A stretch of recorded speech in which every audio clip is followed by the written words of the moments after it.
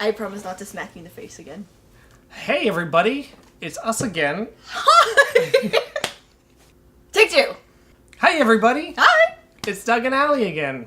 Yeah, it is. We've been watching a lot of movies. We just want to share some of the ones that we liked with you. Today we are talking about Loving Vincent!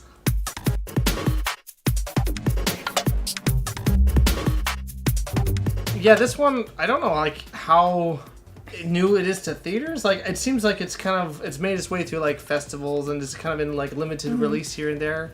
But I don't know, like, any theaters right now that are playing it consistently. I don't think there are. I think it's under special occasions only. Although we don't usually get into, like, plot usually too much for reviews like this, it is worth mentioning that, like, kind of the premise of this film, but it's basically after the death of Vincent Van Gogh. It's Van Gogh, even though for the longest time everyone pronounced it Van Gogh. But it apparently it's supposed to be Van Gogh? Yes. Okay. The whole movie was animated in a very non-traditional sense in that every frame of the film is an oil painting done in the style of Vincent Van Gogh's paintings. And that is 12 paintings per second? It amounted to like 65,000 paintings done by over 100 artists. Which, if I think about it, it's not a big team considering the ambition of the project. So, like, wow.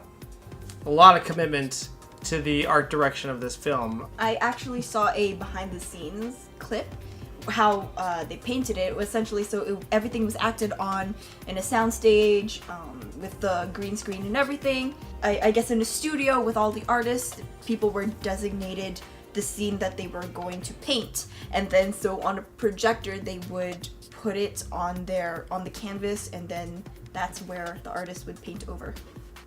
There you go. It was so cool. Almost on the technical merits alone, I would say that this movie is like worth seeing because like it's truly visually one of a kind. You don't see this kind of movie every day. In fact, I've never seen a movie presented like this, and I doubt we're gonna ever see one anytime soon again. Took 5 years. Took 5 years to create. If you're just really into kind of a unique cinema experience, I would say that Loving Vincent is definitely one to see. But how about the actual movie? What did you think of like how the movie actually was? How do you? So I'm gonna be perfectly honest, and I'm not gonna pretend I'm like some art expert who knew Van Gogh prior to this movie. Well, I had heard of him. I had known of his famous pieces like The Sunflowers and Starry Night. I had known about the ear cutting off, but I didn't know his characteristics. I don't really study art, unfortunately. But seeing this film, bringing an artist to life, it's not like a documentary. You have to take it with a grain of salt because it is perspective, but it offers an insight into, and I wouldn't say it was biased either because it is kind of trying to balance all these perspectives on people who had known Van Gogh in his lifetime. This is a film that offers more of a humanity to him. You see more than just someone who was incredibly successful. You saw his emotions, and I absolutely fell in love with this characterization of Van Gogh. I'm a kind of a sucker for someone who, like, the shy type, but also the way they portrayed him, he was just so sweet and kind, and you kind of wish that you'd really met him in real life and let him know how much of a success he was.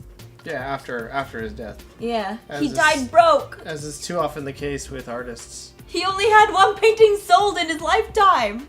Yeah, that's one of the things I like about this film is the different perspectives. You see the same scene at times told from different people's points of view about Van Gogh's last days, and then you really do see that like perception is everything, and it kind of explores that idea of like some people might see this person as an antagonist in his life, but the moment like a door is closed, they're very sympathetic and they're very actually close with this person. It just kind of speaks truth about real life and how complicated people's relationships are, and points of view actually do really change a lot of how you see the world. And in that sense, it also reminds me a little bit of Citizen Kane, because that whole movie is about like backtracking and a person on their deathbed and trying to understand somebody's life through the testimonies of other people.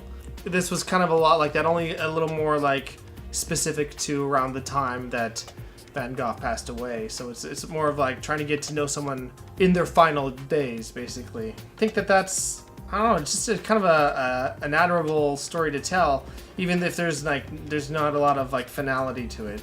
And it's impossible. You can't provide this conclusion that people are craving for in that movie, because currently we don't know what that ending is. And it makes more sense when you actually watch the movie. I found that this movie was a lot about suffering too. Yeah, it touches a lot on that time period's kind of limited understanding of it, but like being depressed and being really hypercritical of yourself, like being an artist who just needs to like live for their art, like they can't do anything else. You know, something that people kind of barely even understand today.